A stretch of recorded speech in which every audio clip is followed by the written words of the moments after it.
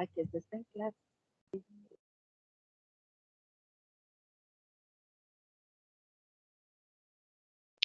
Tito para ubicar las diapositivas.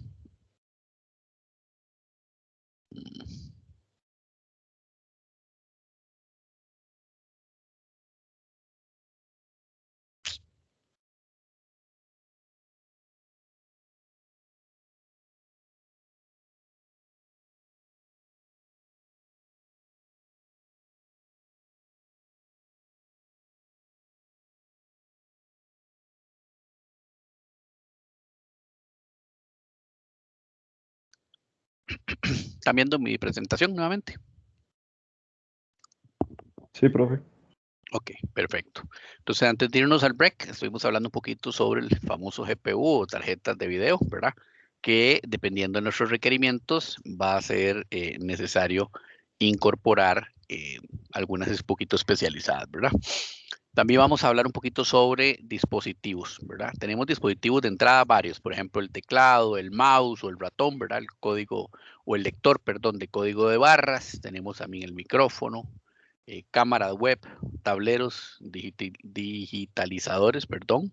Vale la pena verlo un poquito. A veces hay gente que no los conoce, ¿verdad? Nos van a servir especialmente para hacer todo el tema de edición y fotografía o dibujo. También tenemos lápiz ópticos, ¿verdad? Que también nos van a servir por ahí. Y bueno, como bien lo decíamos, teníamos diferentes tipos de micrófonos, ¿verdad? Lectores de códigos de barras, cámaras web, también tenemos cámaras integradas dentro de nuestros monitores que nos van a servir. Y el mouse, pues tenemos de diferentes tipos. Si en algún momento, especialmente los compañeros que no tienen tanta experiencia, hay algún tema, dicen, el profe va hablando muy rápido, tengo que ser honesto, a veces uno asume, ¿verdad? Que todos estos elementos, pues de alguna manera ya todos los conocen, pero no necesariamente es cierto. Y por favor, si alguien se queda así con alguna duda o quiere hacer algún comentario o quiere hacer alguna pregunta, no duden en hacerlo. Yo siempre le digo a la gente, no hay preguntas tontas, ¿verdad? No vamos a utilizar el final de la frase, pero no hay preguntas tontas, por favor. Bueno, también tenemos dispositivos, ¿verdad? O periféricos de salida. Tenemos monitores, tenemos impresoras. Hoy por hoy tenemos las famosas impresoras 3D, ¿verdad? Que están dando mucho de qué hablar, están sacando cosas bastante interesantes a partir de la impresión de 3D. También tenemos parlantes de diferentes tipos y tenemos proyectores, ¿verdad?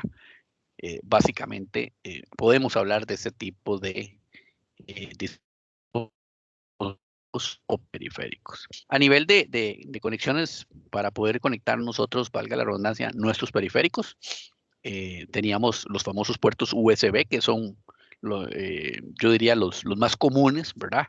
Hay un puerto ahí que a veces es un poquito menos conocido, el Firewire, perdón. También lo tenemos ahí. Tenemos puertos PCI que han ido, ¿por qué no decirlo ahí? Migrado a otros tipos de conexiones. Tenemos puertos PS2. Estos puertos en particular fueron muy utilizados o han sido muy utilizados especialmente para conectar mouse y teclados. Sin embargo, con la incorporación de la parte de USB, esto ha ido también cambiando un poquito para a nivel de puertos, ¿verdad? Para que lo tengamos por ahí. Bueno, los fan coolers, ¿verdad? Que son básicamente abanicos que nos van a permitir el enfriamiento de accesorios, en particular el procesador o cualquier otro accesorio. ¿Y por qué les digo cualquier otro? Porque incluso tenemos fan coolers tipo tabla, ¿verdad? Que nos permiten el enfriamiento completo de nuestro equipo en el caso de las portátiles. Entonces, déme un momentito para conectarme el cable de corriente. Ok, perfecto. Tenemos diferentes mecanismos, ¿verdad? De tarjetas. Por acá hablamos un poquito sobre las Northbridge, las Southbridge. Vamos a ubicarnos un poquito, especialmente, perdón, sobre esta. Cada una de estas tarjetas tienen características importantes, ¿verdad? Algunas tienen mejor fluido de aire, ¿verdad? Lo cual implica que de alguna manera su calentamiento es inferior y por consiguiente, como les decía antes de irnos al break, pues de alguna manera se ven menos amenazadas, ¿verdad? Eh, Amenaza constante de nuestros equipos, el calentamiento de nuestros equipos, la humedad, especialmente los que vivimos en lugares un poquito húmedos, ¿verdad? Son tremendamente dañinos para los dispositivos electrónicos. Hay que tener muchísimo cuidado con respecto a ese tipo de cosas. Realmente, este tipo de tarjetas son las tarjetas que vamos a encontrar en el mercado. Obviamente, vamos migrando, vamos, yo diría, sí, esa es la mejor palabra, migrando a nuevas tecnologías. Eh, Recomendación final, como les dije al inicio de nuestra clase, si vamos a adquirir un producto, por favor, asesorémonos bien. No siempre los vendedores que encontramos en las tiendas nos van a dar la mejor recomendación, el mejor consejo. Por desgracia eso sucede, ¿verdad? Eso en todos los ámbitos. Si vamos a comprar un vehículo, si vamos a comprar un televisor, vamos a comprar una cámara, un teléfono, normalmente el vendedor, pues de alguna manera, si no es un vendedor íntegro y no es un buen vendedor, hay que decirlo así, eh, puede ser que nos haga pasar un mal rato, ¿verdad? Asesorémonos. Por más experiencia que tengamos, siempre es bueno asesorarnos con algunas otras personas que tienen de alguna manera un poquito más de know-how, un poquito más de experiencia con respecto a los equipos y a nivel de hardware, ¿verdad? A la manera final, un poquito ver los diferentes componentes que nos vamos a encontrar dentro de nuestra tarjeta, ¿verdad? Por ahí les dejo en esa diapositiva un resumen de los diferentes elementos, por ejemplo, dónde está alojada la batería, dónde está el zócalo del procesador, dónde están los conectores, por ejemplo, en este caso en particular del mouse o del teclado, las tarjetas de audio, los puertos eh, de RJ45, que a pesar de que hoy por hoy utilizamos mucho la parte de Wi-Fi, pues también nuestros equipos de alguna manera tienen la posibilidad de conectarse lámbricamente a nuestras redes y pues es importante que nuestros equipos siempre cuenten con la tarjeta de red para cualquier solvencia, ¿verdad? Que vayamos a requerir. ¿Dudas o comentarios hasta acá?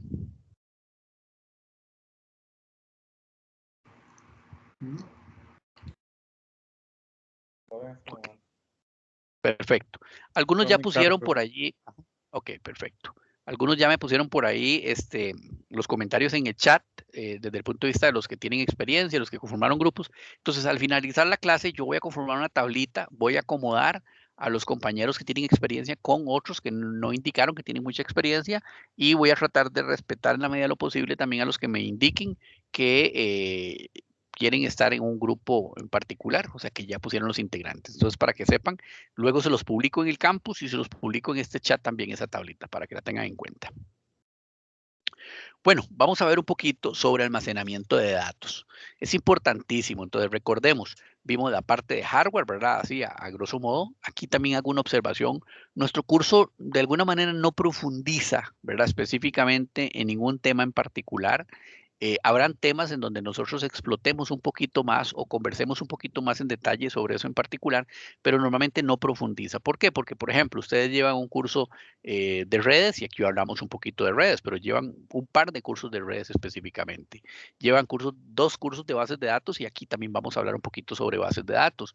Llevan varios cursos de programación y aquí también vamos a hablar un poquito sobre el lenguaje de programación. Este curso en particular lo que persigue es dar un briefing, ¿verdad? Dar pequeño una pequeña brochita, ¿verdad? Y incorporar algunos conocimientos o algunos conceptos para que especialmente las personas que no tienen experiencia vayan conociendo sobre los temas.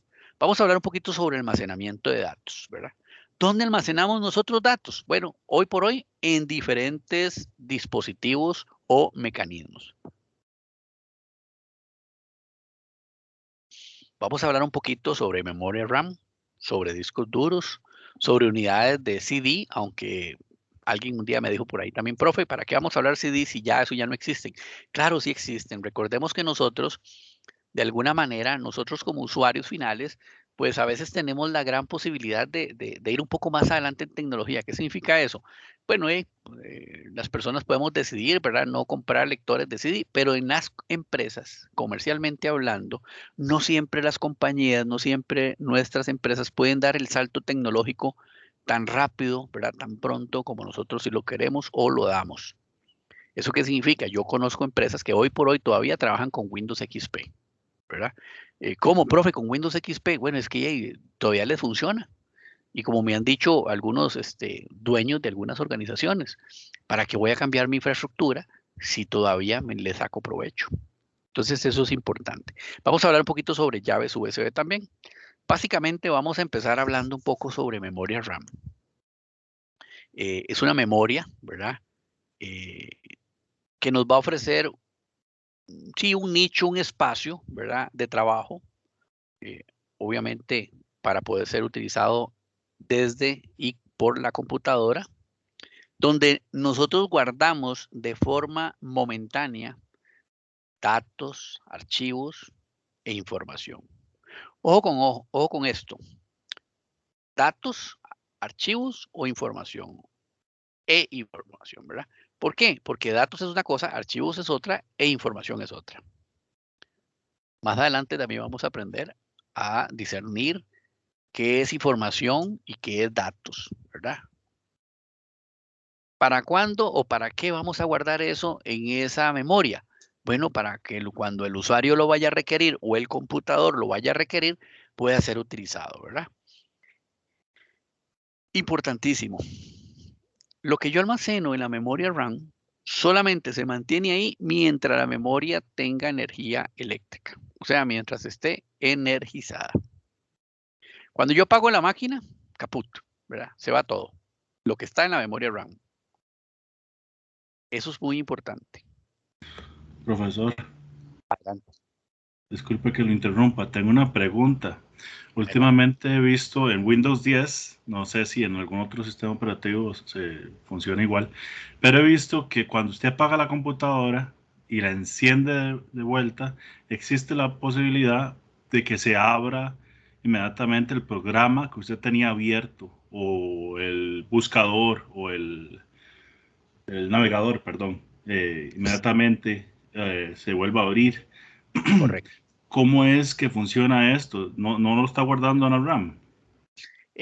No, no lo guarda en la RAM, les cuento. Lo hace Windows 10, de hecho lo hacía Windows 7 si usted lo habilitaba.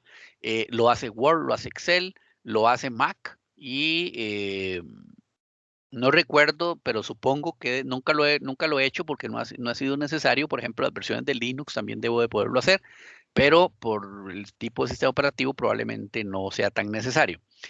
¿Qué es lo que hace esto? No lo guarda en la RAM, sino que lo guarda en un archivo en uno, digamos que llamarlo un FLAC, ahí es como una bandera, en donde de alguna manera cuando yo voy a apagar el equipo de una forma, y por qué no decirlo así, digamos, sana o realmente Windows 10 lo hace por defecto. Entonces, él lleva un historial de lo que yo tengo en ese momento activo. Si por alguna razón yo apago la computadora o hago un shutdown, normalmente incluso, por ejemplo, en el caso de la Mac me dice, quiere abrir nuevamente, vamos a enseñárselo por acá. Si yo vengo por acá y le digo, espero que no irme. Por acá está. Vean esta opción. ¿Están viendo mi pantalla? Correcto. Por acá dice reabrir las ventanas cuando yo regrese a loguearme nuevamente, ¿verdad? En el caso de Mac, yo lo tengo deshabilitado. Si yo le habilito acá, entonces él lo que hace es cuando yo habilito nuevamente mi sesión, él me habilita todo lo que yo tengo abierto. En este caso en particular, si yo hago shutdown, entonces él me va a abrir el PowerPoint, me va a abrir ahí el Teams, y etcétera, etcétera, etcétera. Igual hace Microsoft. Pero eso lo hace específicamente el sistema operativo, ¿verdad? En un archivo adicional, donde lleva como una bandera de lo que tenga yo abierto. No está jugando o no tiene en juego ahí la memoria RAM. O por lo menos no es que reside en la memoria RAM y recupere lo que estaba en la memoria RAM. Con permiso, profe. Adelante. Ahí, digamos, por lo menos en Windows, no sé en otros sistemas operativos, pero por ejemplo en Windows lo que pasa es que se crea como una imagen, se crea una imagen de todos los procesos que se estaban ejecutando e incluso, pero es que cada cierto tiempo se recomienda que se haga un reinicio de la computadora porque cuando usted reinicia, esa imagen Va desaparece y se creciendo. crea una nueva. Ajá. Ajá. Y va creciendo. Entonces, correcto. Y también muchas veces, pero es que ustedes les recomiendan como borren temps y de nuevo, porque muchas veces esos temporales se crean a base de esa imagen. Entonces, sí, básicamente Windows lo que hace es que crea una imagen y cuando usted vuelve la computadora, no es que exactamente como que la RAM guardó los procesos, pero la computadora inicia los procesos que se estaban ejecutando antiguamente nuevamente, como que los tira arriba de nuevo, pero no a base de lo que guardó la RAM, sino a base de esa imagen que creó anteriormente. Sí, es lo que les mencionaba, digamos, como bandera. Tal vez no específicamente un archivo, pero sí es una serie de archivos o una imagen, como bien lo dice el compañero, ¿verdad? Y importantísimo, por eso es que se sugiere. Por ejemplo, a mí me pasa mucho, yo paso días que mi máquina no la apago, ¿verdad? La mantengo ahí encendida, lo más que hago es que cierro la pantalla o cierro la cobertura, ¿verdad? La tapa y de pronto la vuelvo a levantar. Entonces, bueno, en eso hay que ser muy honestos. El sistema operativo de Mac es un poquito más eficiente en ese sentido, pero igual que en Windows, ¿verdad? Genera una serie de imágenes. Ahora, esa imagen que el compañero menciona o esos archivos que se están utilizando para este mecanismo es importante, no se encuentran en la RAM, se encuentran en el disco. Y por eso es que van creciendo, bueno, aunque estuvieran en la RAM, irían creciendo y creciendo y creciendo, y llega un momento en el que tenemos una gran cantidad de archivos temporales, llámese, ¿verdad? Que también es importante, este, almacenados por ahí. También más adelante vamos a aprender, si nos da un poquito de tiempo, el por qué es que es también tan importante, por ejemplo, de alguna manera limpiar el caché, ¿verdad? O limpiar el historial que tenemos en los browsers, porque vamos acumulando una serie de información que probablemente ya no vayamos a requerir pero que nos está demandando espacio. Y cuando nos demanda espacio y la memoria RAM, eso sí, invoca ese tipo de situaciones, obviamente estamos consumiendo mucha memoria RAM. Bueno, para ver si nos quedaba por acá. Por acá, importante, de verdad, hacen una observación que dice que cuando nosotros empezamos a sentir el equipo un poquito lento, es pues una costumbre, ¿verdad? Yo no diría que es una excelente costumbre, pero sí es una costumbre el reiniciarlo. ¿Para qué? Para, pues, de alguna manera, vaciar mi memoria RAM.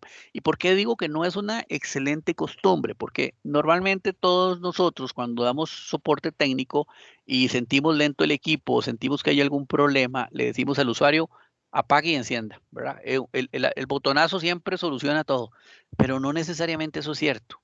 Puede ser que nosotros estemos enfrentando algún problema que, y llámese por pereza o por desconocimiento, por simplemente decirle al usuario apague y encienda, entre comillas se le resolvió al usuario, pero lo que estamos haciendo es un cuidado paliativo, ¿verdad? Siempre hay que tratar de buscar el origen real de por qué mi equipo empieza a sufrir una lentitud, un deterioro en cuanto a sus servicios. Eh, no es la primera vez que, por ejemplo, de pronto un usuario me dice, mira, es que yo, mi equipo trabaja muy bien y de pronto tengo 3 meses de que el equipo está trabajando lento y yo lo apago y enciendo y se resuelve y a las 2 horas otra vez estamos igual. Y de pronto es que tenemos un troyano, de pronto tenemos un virus, etcétera, etcétera, y nunca nos dimos cuenta porque no le tomamos el cuidado que, que deberíamos a la situación y simplemente dimos una opción de una salida, como decimos, una salida elegante, ¿verdad? No es la idea. Bueno, discos duros. Nuestros discos duros, ¿verdad? Tienen la función de guardar, pues prácticamente todos los archivos, todos los documentos, archivos es la mejor palabra, ¿verdad? Que tenga nuestro computador. Al igual que otros medios, pero especialmente en el disco duro. A diferencia de la RAM, lo que nosotros guardemos en el disco duro se queda permanentemente, y aquí hago entre comillas, ¿verdad? Mientras la computadora la tengamos apagada inclusive, pero, y digo permanentemente entre comillas, porque bueno, si se daña el disco duro, pues perdemos la información, ¿verdad? O por alguna razón, por ejemplo, si generamos archivos temporales y nuestro sistema operativo sabe que debe de borrarlos una vez que el equipo se apaga, pues evidentemente esos archivos temporales van a ser eliminados, ¿verdad? O cualquier otro mecanismo que sea de almacenamiento temporal a través de un medio físico como lo es un disco duro. Tenemos diferentes tipos de discos duros. Hoy yo diría, los más recomendados son los discos de estado sólido, ¿verdad? Eh, obviamente comparados con los mecánicos, el costo es superior. También hay que ser honesto, la tecnología ha ido bajando tremendamente y en cuanto vaya pasando más tiempo tenemos en mayor capacidad y menor costo. El primer disco sólido que yo conocí fue el de precisamente esta máquina. Esta máquina la compré en el 2016, para que se hagan números. Ya es una maquinita que tiene sus añitos, ¿verdad? Pero sin embargo es una máquina que todavía hoy por hoy me funciona excelentemente bien. Es una Mac, una MacBook Pro. Cuando la compré tenía 500 gigas de disco duro. Les voy a presentar así rápidamente, por ejemplo, la configuración de esta máquina de disco duro sólido. Y créanme que tengo bastante aquí metido. Y vean, interesantemente, tengo menos del 50% utilizado, si no me equivoco. Bueno, puede ser que haya crecido un poquito porque tengo unas virtuales ahí un poquito grandes ahora. Sin embargo, digamos, es un disco que se maneja, diría yo, muy eficientemente, ¿verdad? Mac tiene una arquitectura un poquito diferente para los que les interese un poquito hablar o conocer un poquito sobre Apple, ¿verdad? Las máquinas de Mac tienen una arquitectura un poquito diferente que nos permiten hacer lo mismo o mejor o igual que arquitecturas de Microsoft, ¿verdad? Porque también nosotros y ustedes como futuros ingenieros de sistemas deben de conocer esto. Muchas veces nos venden la idea al usuario que Apple es un equipo extremadamente caro, que es un equipo que no es lo mismo utilizar Mac que Windows, sí, evidentemente no es lo mismo, pero que es que voy a estar aislado del mundo cuando utilizo una Mac y no, no hay nada más lejano a la verdad que eso. También ahí podemos más adelante También conversar. puede instalarle Windows. Sí, lo que pasa es que sería un desperdicio, ¿verdad? Se le puede instalar Windows siempre y cuando la placa sea Intel y su procesador. Ahora Apple está volviendo a producir las placas y los procesadores, entonces probablemente, no sé, eso no lo tengo 100% claro, pero asumo que probablemente no se le va a poder instalar un sistema operativo de Microsoft, dado que están volviendo a producir nuevamente su hardware completo. Esta en particular sí se le puede instalar Windows, pero para serle muy honesto sería un desperdicio. Lo más que yo hago, ya te doy la palabra, es generar una virtual con un Windows dentro de las virtuales, por ejemplo. Adelante, perdón. Si Microsoft sigue con el proyecto de desarrollar el sistema operativo compatible con ARM, que es la arquitectura que usan esos nuevos procesadores que está fabricando Apple, tal vez se podría dar, pero como dice usted, no hay mucho sentido. Muy probablemente. En hacerlo, podría ser. Sí. Yo pienso que no habría mucho sentido. Una gran ventaja que tiene Apple, hay que decirlo así, es que siempre tienen muy claro, digamos, a ver, qué hardware, ¿verdad? Tienen ellos ahí y creo que de alguna manera el experimento haber pues, pasado para Intel en ese tiempo, en ese momento, pues le sirvió para poder relanzarse de alguna medida. Para serles muy honesto, ahora que salió en septiembre, y les hablo de todo esto no porque sea de nuestro curso, sino porque creo que es importante que ustedes lo conozcan, lo tengan a bien en el tema de lo que es tecnología. De un momentito para ver porque aquí ya está, estaba apagado mi cargador, no estaba funcionando. Todo el tema de tecnología, por ejemplo, ahora en septiembre recién salió los nuevos productos de Apple. Me quedé sorprendido porque no vi una nueva MacBook Pro, ¿verdad? Entonces, pero bueno, salió un nuevo iPhone que para ser honesto, pues es más de lo mismo, ¿verdad? Por lo menos lo que vi yo, excepto que si hablamos de hardware, ¿verdad? O sea, más poder de fuego, pero básicamente en el tema de usabilidad, pues yo diría que prácticamente lo mismo. Pero sí, es importante que nosotros vayamos sabiendo, por ejemplo, el tema del nuevo sistema operativo de Harmony, que también es importante, ya lo tenemos prácticamente encima, viene Windows 11, que también lo tenemos prácticamente encima, y es parte de lo que debemos de ir conociendo, especialmente todos los que estamos metidos en este tema de tecnología, ¿verdad? Bueno, las unidades de CD teníamos diferentes formatos. Profe, Ajá, adelante. disculpe, ¿el disco duro influye en la velocidad de la computadora? Sí puede influir, definitivamente es un componente más a tomar en cuenta a la hora de comprar un equipo. Por ejemplo, un disco mecánico es más lento que un disco de estado sólido. Entonces, ahora se está dando mucho. La gente le dice a uno, mire, la máquina está lenta, compre un disco de estado sólido, ¿verdad? Sí, es mucho más rápido, No lo es todo, o sea, eso hay que tenerlo muy claro. Siempre y cuando hablamos de rapidez de equipo es importantísimo, es un balance. Yo siempre le digo a la gente, mire, yo no puedo tener mucho disco o un disco muy rápido si tengo buses que no se acoplan a mi hardware, ¿verdad? No puedo tener un excelente procesador si tengo un disco duro y pues ahí, ¿verdad? Cacharpeado, como decimos. No necesariamente porque yo tenga muchísima memoria RAM, voy a tener una máquina eficiente porque de pronto tengo un procesador realito, ¿verdad? Entonces, todo es un balance. Yo creo que en la vida, como todo, debemos de balancearlo, ¿verdad? Eso es como ponerle un motor muy grande a un carrito pequeño, a un carrito muy liviano, ¿verdad? Probablemente Profe, vamos a tener problemas. Adelante. bueno, ahora como lo dice el compañero, a mí me pasó empezando con todo esto, que a mi compu le metí un disco de 1 tera y una SSD de 224. Y por no saber en su momento, al principio, todo lo que descargaba lo metía en la SSD y me hizo la compu lenta, lenta, lenta, pero así ya casi ni poder usarla. Y era porque el SSD estaba sobrecargado. Y, y averigüé y logré encontrar que esa era la solución, que era limpiar, que la SSD tiene que estar limpia, bueno, no limpia, sino con cierto espacio y todo en el disco duro, pero son esas novatadas que uno hace al principio. Sí, eso es interesante. Por ejemplo, eso que usted acaba de mencionar. ¿Quiénes han instalado aquí un sistema operativo? Cualquiera. Yo, Yo, profe. Muchos de nosotros, me imagino, ¿verdad? Bueno, la pregunta del millón de colones es, ¿hemos instalado un sistema operativo de forma adecuada?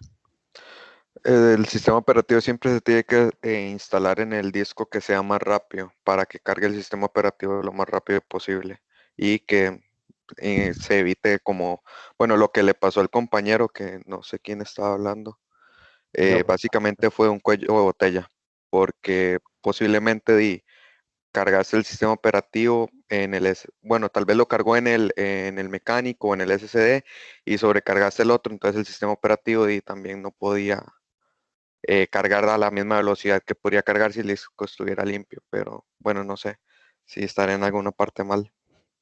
Sí, habría que ver específicamente, digamos, cómo fue la configuración, pero aquí lo importante es que nosotros a partir de ahora aprendamos.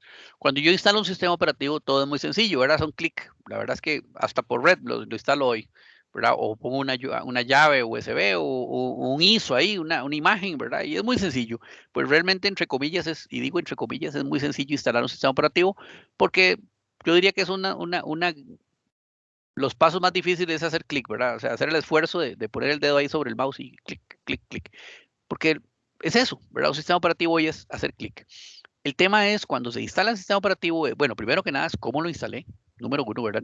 Físicamente, dónde está instalado. Número dos, optimizar mi sistema operativo. Una vez que yo instalo mi sistema operativo, evidentemente necesito descargar actualizaciones, parches, etcétera, ¿verdad?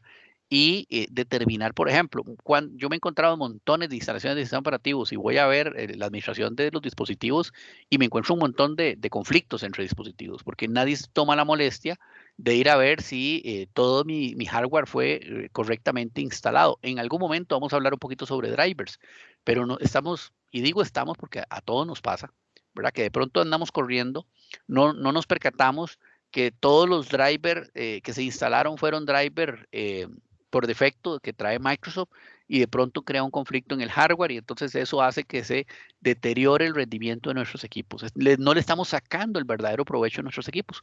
Compramos equipos tremendamente potentes, pero nadie se toma la molestia muchas veces de darse cuenta si realmente estamos sacando el provecho de optimización a nuestros equipos. Más adelante también vamos a hablar un poquito sobre eso. Profe, y otro problema que tienen los discos duros esos mecánicos cuando se tienen los sistemas operativos es de las portátiles, ¿verdad? De que cuando se cierran, eso de estar moviéndolas y todo esto los terminan dañando. Entonces me imagino que eso, ¿verdad? También tiene que ver algo con que las compus portátiles se hagan un poquito más lentas. Sí, es que es interesante porque el tema de portátil es engañoso, ¿verdad? La gente nos dice, bueno, máquinas portátiles, sí, portátiles porque yo la puedo portar de un lugar a otro, pero nadie nos dice y nunca, usted no va a encontrar dentro del manual del fabricante que la computadora portátil, llámese, ¿verdad? Pues las máquinas estas más delgaditas, en condiciones normales usted las puede, o sea, me refiero cuando están encendidas, usted las puede andar rebotando por todo lado. Y creo que también todos hemos cometido ese error. Cuando hablamos de discos lógicos, a mí siempre me gusta usar discos mecánicos, perdón. Me gusta utilizar la analogía de la tagada. Creo que todos en algún momento han visto una tagada funcionando ahí en Zapote, ¿verdad? Antes de la pandemia. Todos sabemos qué pasa con la tagada, ¿verdad? Es una rueda que empieza a dar vuelta y la gente empieza a brincar. ¿Qué pasa cuando la gente se levanta? Sale espantada por todo lado, ¿verdad?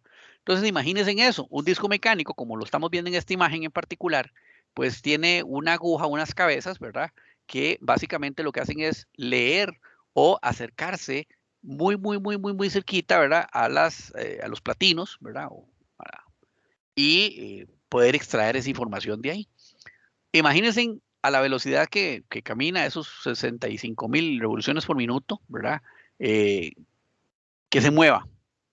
Mecánicamente hay una fricción, mecánicamente hay un desperfecto y obviamente nuestros discos pueden sufrir problemas y por consiguiente la data.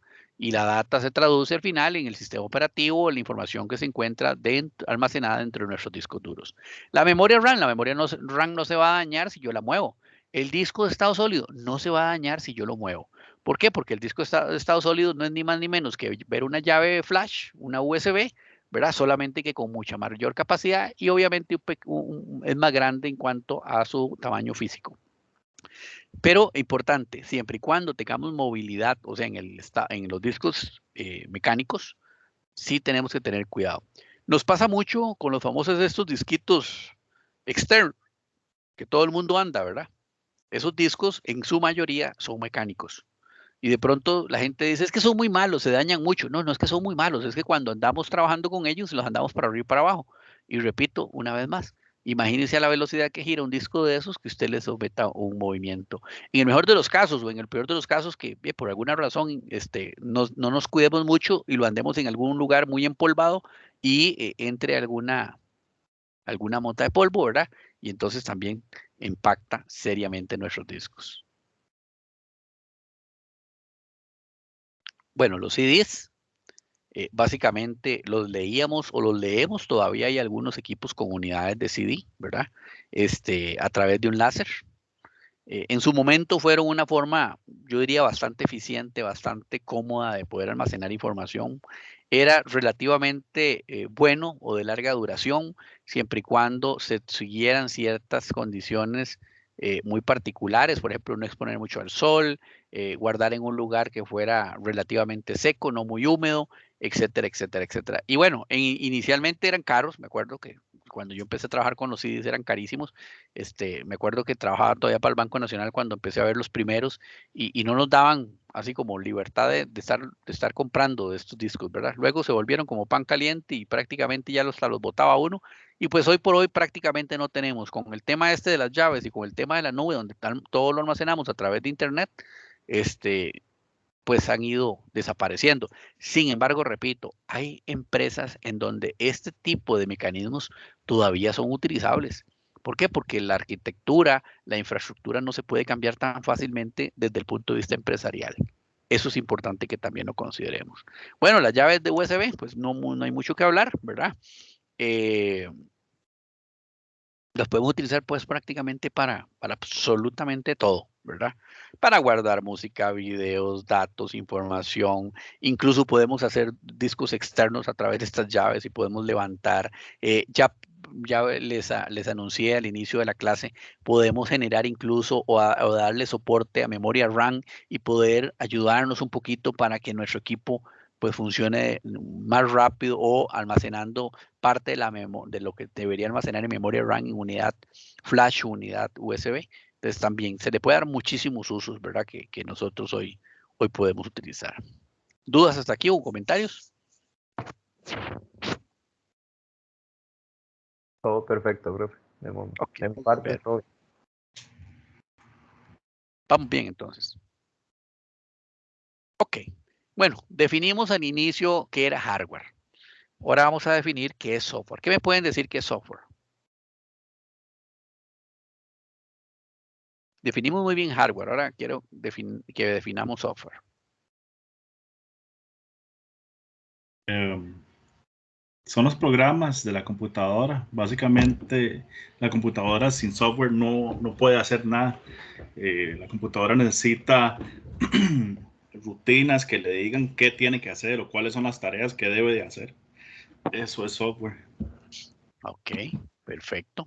¿Algún otro compañero o compañera que quiera agregar alguna otra definición o algún otro comentario?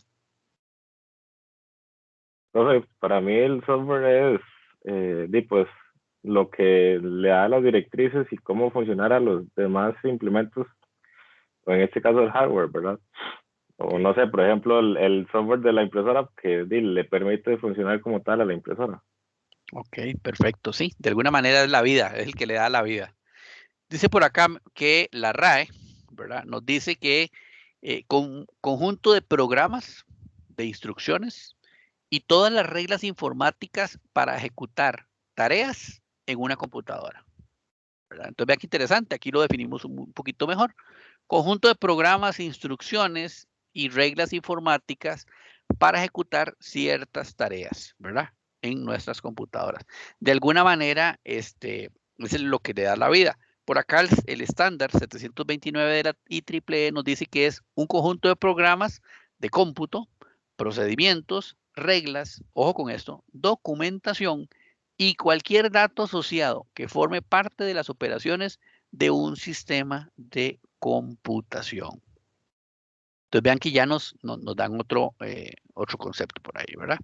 Se considera que el software es el equipamiento lógico, es la parte intangible de nuestro computador. Abarca todas las aplicaciones informáticas, todo esto que tiene que ver con ofimática, Word, Excel, PowerPoint, etcétera, etcétera, ¿verdad? Todo eso que tiene que ver con la parte ofimática, todas las que son las plantillas, ¿verdad? Etcétera, etcétera, etcétera, editores, Photoshop, lenguajes de programación, etcétera, etcétera, etcétera. Todo eso es software. Nosotros clasificamos el software, ¿verdad?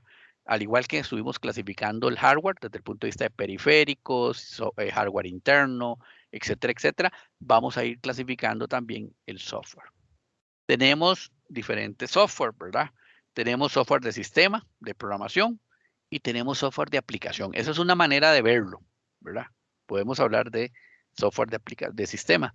Básicamente, cuando hablamos software de sistema, es común que pensemos directamente en la parte de sistemas operativos.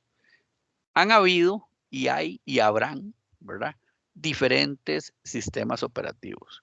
Por ejemplo, hemos tenido, Microsoft nos ha desarrollado una serie de sistemas operativos. El último que está por salir, dicen que está ya así como en la puerta del horno, ¿verdad? Ya hay versiones instaladas, de hecho, en este momento en algunos equipos ya, Windows 11. Actualmente tenemos Windows 10 con sus actualizaciones. Anterior a Windows 10 tuvimos Windows 7, si no me equivoco, para ver. Sí, por allá anduvo Windows 7, habíamos Windows 8 también. Windows 8 y recuerdo así Windows for Groups, muy, muy, muy viejo, ¿verdad? Y una serie de sistemas operativos. Desde el punto de vista de Linux, ¿verdad? Tenemos otra serie de distribuciones. Los ProLinux, no me voy a decir ProLinux. Los ProLinux hablan de distribuciones, ¿verdad? Tenemos distribuciones completamente gratuitas, otras que entre comillas son gratuitas, pero de alguna manera rondan un pago externo en cuanto a la parte del soporte, por ejemplo, Red Hat, ¿verdad? Que tiene que hacerse un pago comercialmente hablando. También tenemos a nivel de Apple las diferentes versiones de Mac OS. Hoy por hoy tenemos la versión liberada de Big Sur, que es la última que ha sacado Apple. También tenemos, obviamente, para dispositivos móviles diferentes tipos de sistemas operativos, como los Android, como el iOS, el Harmony que viene ahora o que ya salió. Y bueno, otro montón de sistemas operativos. Cada uno de estos sistemas operativos tiene su propia arquitectura, su propia filosofía, pero todos reúnen una condición muy particular y es que de una u otra manera, a través de ellos podemos interactuar con nuestro hardware, ¿verdad? Entonces, eso es importante también que lo vayamos considerando. Sin el sistema operativo, nuestro hardware no podría interactuar con el usuario. El usuario, nosotros, entre comillas, lo engañamos, ¿verdad? Nosotros le decimos al usuario, usted vaya y usted le vamos a permitir que usted imprima un documento. No, realmente el usuario no imprime el documento, el que lo imprime es el sistema operativo, ¿verdad? El usuario no interactúa con los diferentes dispositivos, interactúa con el sistema operativo y el sistema operativo es el único autorizado y encargado de interactuar con las diferentes componentes de hardware e incluso entre los diferentes software. Eso es importantísimo que lo consideremos. ¿Dudas o comentarios hasta ahí? Todo muy claro, profe. Ok, perfecto. También es importante y nos pasa mucho, por ejemplo, en Microsoft, ¿verdad? A veces pensamos que el sistema operativo, por ejemplo, instalamos una máquina de cero, le instalamos el Windows 10 para poner un nombre y de pronto vemos que viene Notepad y viene la calculadora y por allá viene, depende de la versión, viene el solitario, etcétera, etcétera, ¿verdad? Notepad, la calculadora, el solitario no es parte del sistema operativo. Son aplicaciones alternas que fueron incluidas dentro de la instalación propia del sistema operativo para, de alguna manera, colaborarle al usuario a realizar una serie de tareas particulares, ¿verdad? Entonces, también eso lo vamos a ir aprendiendo poco a poco más adelante, para que no nos confundamos y desde ya sepamos que esa parte no es propia del sistema operativo, sino que son elementos alternos que se incorporan para poder colaborarle al usuario final.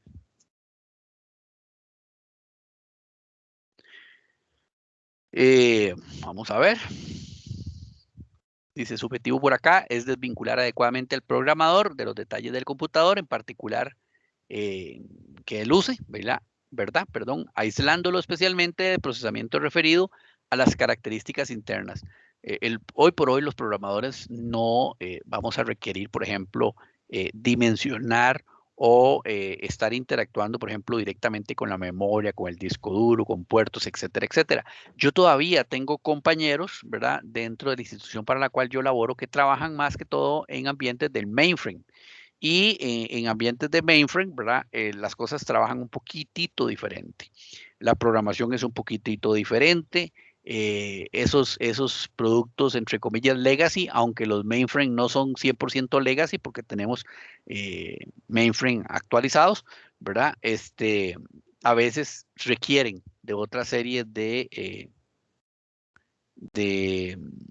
características para poder funcionar de la mejor manera, ¿verdad? Ya hablamos ahí un poquito sobre Linux, Windows o Mac, ¿verdad? Y ya hablamos sobre las diferentes interacciones que tenemos con el hardware. Bueno, también tenemos software de programación. Hay cientos, por no decir miles, ¿verdad?, de lenguajes de programación.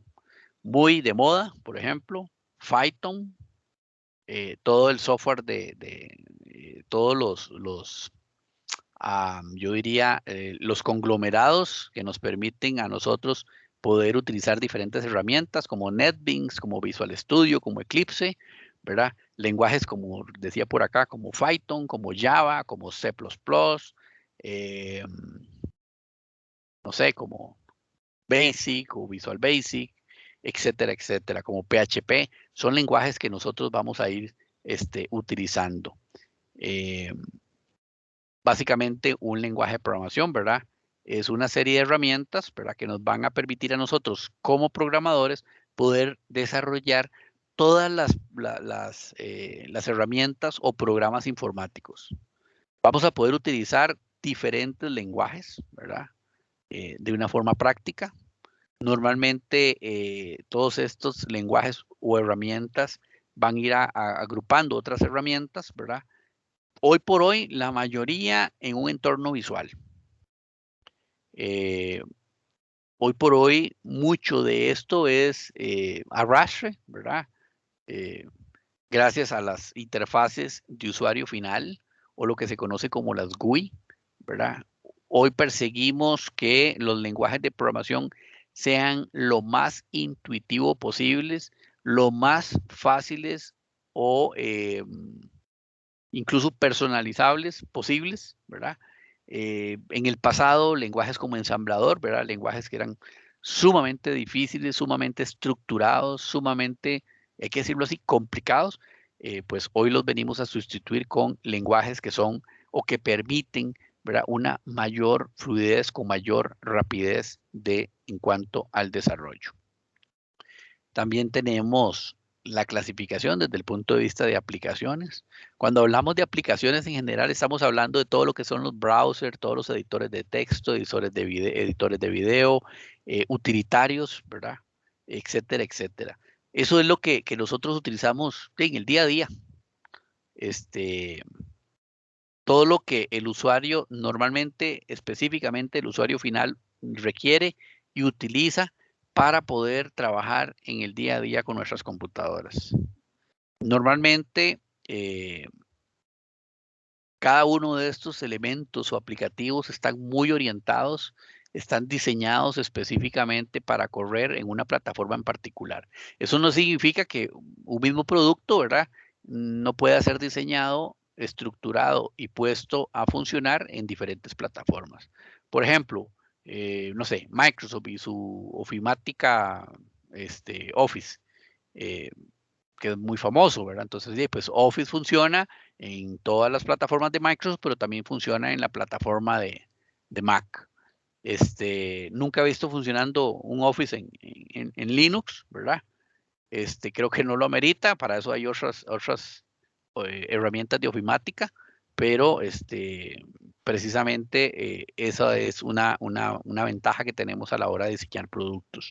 O, por ejemplo, Photoshop. Photoshop también trabaja para diferentes plataformas, ¿verdad? Entonces, el Acrobat Reader, etcétera, etcétera, etcétera. ¿Dudas aquí o incorporaciones?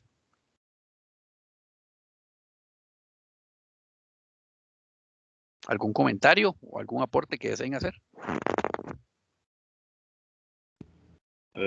Bueno, y tal vez mencionar, bueno, creo yo que la razón por la que nunca vamos a ver Microsoft Office en Linux es porque Linux es más que todo código abierto, programas gratuitos, y Windows creo que es como todo el capitalismo en en un solo sistema operativo, todo lo contrario a Linux. No sé qué piensa usted, profe. Pues sí, es bastante interesante. Mira que el concepto del código abierto tiene sus características interesantes e importantes, ¿verdad?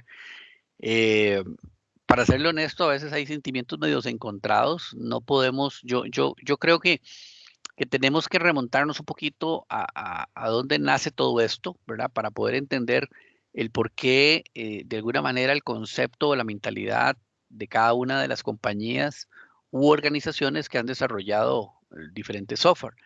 Y vamos a ver, yo me pongo en los zapatos, por ejemplo, de alguien. Si yo desarrollo una herramienta y es una buena herramienta, ¿verdad? Me parece a mí que tengo todo el derecho de una remuneración, llámese económica o de alguna manera, ¿verdad? Entonces, si usted lo ve desde ese punto de vista, me parece que todos, de alguna manera, cuando desarrollamos un producto o generamos un producto, pues esperamos una retroalimentación y en este caso, material, ¿verdad?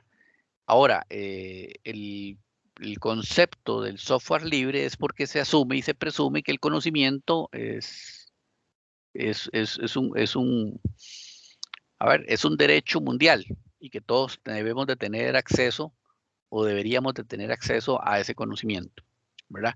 En contraparte, no sé, o sea, no creo que en este mundo capitalista en general, ¿verdad?, podamos mantener una filosofía completa de compartir ese tipo de recursos. En contraposición, Microsoft, ¿verdad? Obviamente, como usted lo acaba de decir, es el mejor ejemplo del capitalismo a nivel empresarial y a nivel de desarrollo de software. Sin embargo, cuando decía que hay que remontarse un poquito a los orígenes de las empresas, por ahí he leído un par de libros en donde se hace mucha mención a cómo es que inicia, por ejemplo, el famoso,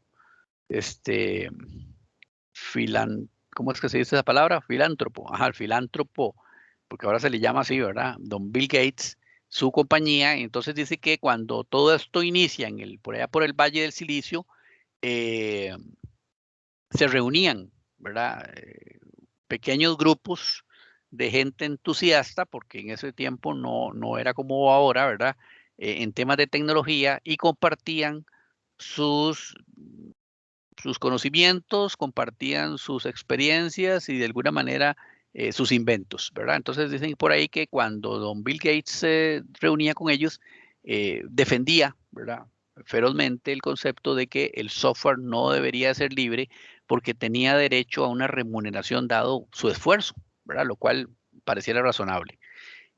Don Steve Jobs, que falleció hace algunos años ya, se referencia que indicaba, ¿verdad?, de manifiesto que él consideraba que al usuario no se le debería dar control absoluto sobre la tecnología y que más bien debería de ser el desarrollador el que de alguna manera restringiera y pudiera regir, ¿verdad?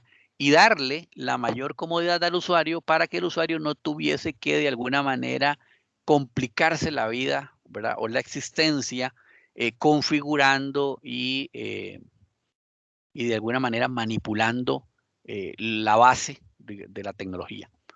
Y creo que hasta el día de hoy ha prevalecido, digamos, empresarialmente hablando, esos dos conceptos desde el punto de vista de empresa. De Apple se le ha dicho, y aunque se ha abierto en los últimos años un poco, ¿verdad? De Apple siempre se dijo que, pues, específicamente los iPhone, ¿verdad?, que eran muy cerrados, etcétera, etcétera. En cierta parte es cierto, ¿verdad? Sin embargo, con todas las aplicaciones que se han ido desarrollando a lo largo del tiempo para estos productos, pues yo siento que ha ido como diluyéndose un poco el tema.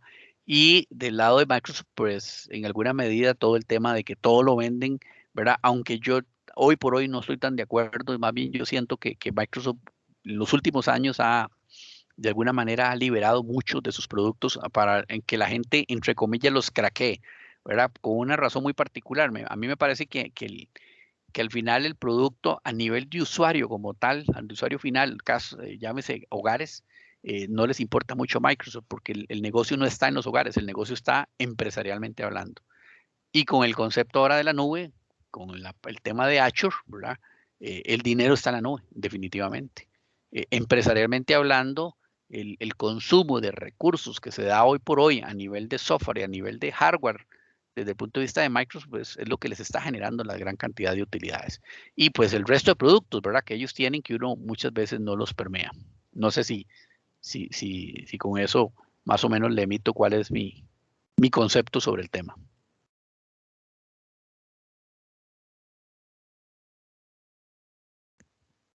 No, claro, bueno, no es tan blanco y negro, claro que hay matices o tonos. Hay grises ahí, tonos. sí, claro. Sí, es un poquillo gris. Ok, perfecto, bueno.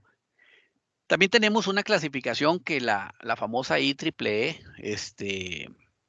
nos hace, ¿verdad? El Instituto de Ingenieros Eléctricos y Electrónicos, para que vayamos conociéndolo, para los que no lo sabían, ¿verdad? La IEEE rige, nos estandariza algunas cosas importantes dentro de nuestra carrera, ¿verdad? Y entre esto también nos clasifica el software, para que lo tengamos en cuenta por ahí. Según la IEEE, el software lo clasifican en COTS, en MODS, en FDS, en GOTS y en NOTS. Ya vamos a ver qué significa esto. Acaba de pasar una lechuza puro frente de mi persona. Qué bonito. Que literalmente estoy en el patio de mi casa dando las clases hoy. Ok, vamos a ver. ¿Qué es un COTS? Dice por acá. Se refiere a un producto que está comercialmente disponible, ¿verdad?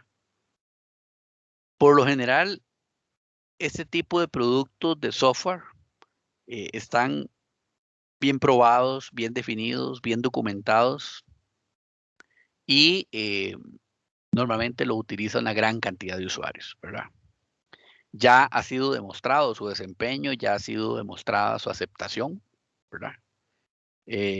Normalmente el proveedor del producto no tiene la libertad de modificarlo según las reglas o las especificaciones específicas de un cliente. O sea, yo no puedo llamar a Microsoft y decirle, para que me entiendan un poquito sobre eso, necesito que me modifiques Office, ¿verdad? No es la idea. El costo de este tipo de software normalmente es bajo o mediano y en condiciones normales el software se entrega de forma inmediata. ¿Eso qué significa? Dentro de esta clasificación de la IEEE entran software como el Office, el Windows, el Photoshop, etcétera, etcétera, etcétera, ¿verdad? Entonces es software que de alguna manera es comercialmente exportable o consumible, ¿verdad? Y no se puede en condiciones normales parametrizar específicamente para un cliente.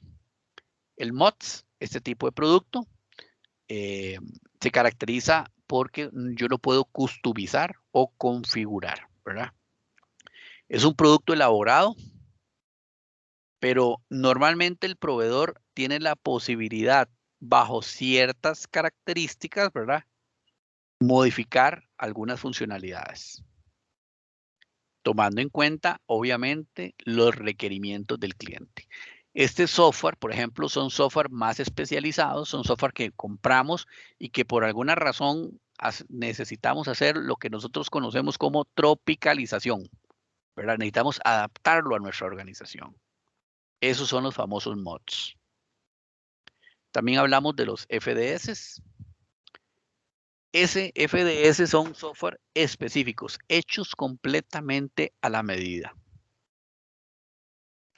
Se desarrollan específicamente para poder atender requerimientos específicos del cliente para el cual se está desarrollando. Normalmente este tipo de software, ¿verdad? No puede, como es hecho a la medida, y normalmente es la primera vez que lo desarrollamos, no tenemos un claro parámetro de medición, ¿verdad? No podemos evaluarlo previamente. Pero la gran ventaja es que el cliente va a tener control absoluto sobre todas las características, sobre todo el tema de calidad y mantenimiento, el tema de versionamiento, ¿verdad? La gran pequeña diferencia también es que normalmente este tipo de software es más costoso que los anteriores, ¿verdad? Por razones obvias, porque está hecho específicamente bajo un requerimiento muy particular. Normalmente el tiempo de entrega es a largo plazo, al menos a mediano plazo. Los GOTS normalmente son software que están específicamente diseñados para entidades gubernamentales, ¿verdad? A veces son desarrollados a lo interno o a veces son desarrollados por entidades externas, pero son hechos y específicamente financiados o ejecutados para entidades gubernamentales. Los NOTS normalmente se refiere a software desarrollado específicamente para sectores del mercado muy particulares. Por ejemplo, no sé, se me ocurre el software que utiliza la NASA, ¿verdad? Perdón. Software muy particular de Amazon, ¿verdad? Que está desarrollado para un nicho de mercado muy específico. Por ejemplo, el software que utiliza la gente del meteorológico, la gente del vulcanológico, etcétera, etcétera, etcétera. Es software muy especializado, software que está muy orientado a un nicho de mercado muy particular. ¿Dudas hasta acá?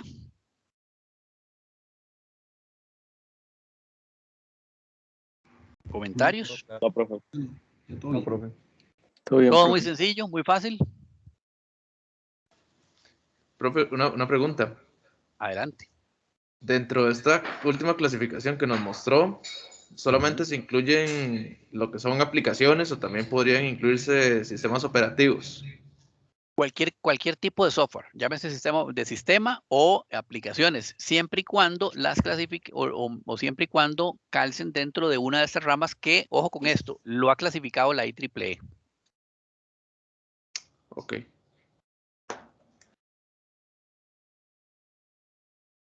Ok. ¿Alguna duda o algún comentario adicional?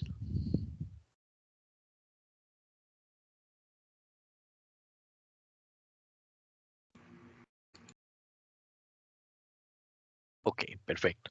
Bueno, son las 7:46. Normalmente nosotros nuestras clases las vamos a concluir faltando 15 para las 9, las 7:46, perdón, 8:46. Normalmente las vamos a terminar antes de las 9, faltando unos 15 a una solicitud de la universidad. Entonces, si no hay ninguna duda, ninguna consulta, ninguna observación, estaríamos por aquí el día de hoy. Yo les dejo el Teams para que puedan hacerme las consultas. Terminando esta clase también conformo los grupos, les pongo la imagen de los grupos en el campus y les pongo la imagen de los grupos también en el chat.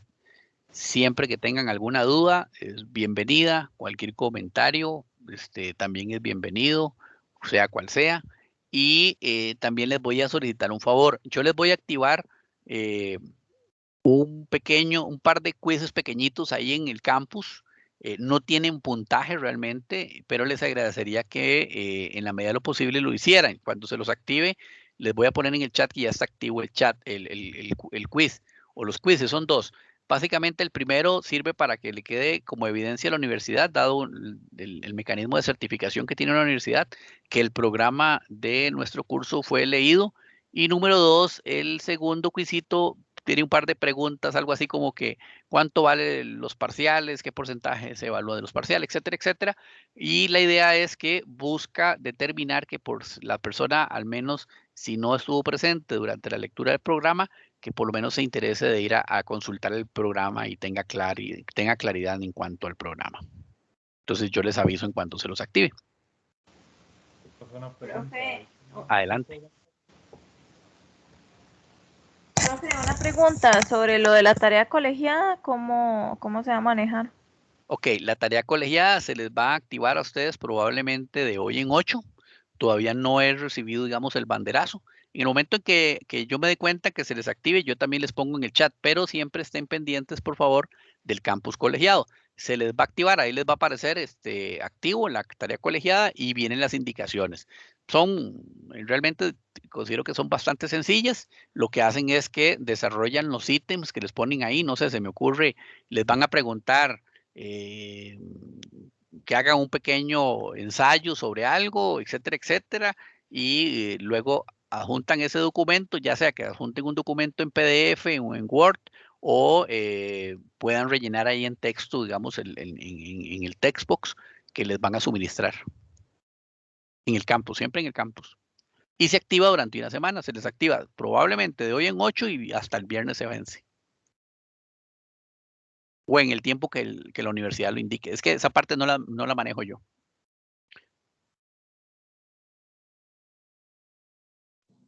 Profe, yo tengo una pregunta ahí, más que todo para información y demás cosas. ¿Se va a habilitar en este curso, al igual como en otros, algún tipo de grupo de WhatsApp para estar dando información o para que usted nos esté avisando, por ejemplo, cuando se liberan ese tipo de tareas colegiadas? ¿Se va a realizar un grupo así o no? De mi parte, no. Si ustedes quieren o lo desean, pueden hacerlo de forma grupal, digamos, pueden hacer un grupo. De hecho, los otros grupos lo han ido haciendo. Y entonces se comunican entre ustedes. Yo voy a utilizar el Teams, dado que la herramienta oficial de la U es el Teams. En el pasado, antes lo hacía con WhatsApp, pero creo que con el Teams nos funciona exactamente igual, básicamente.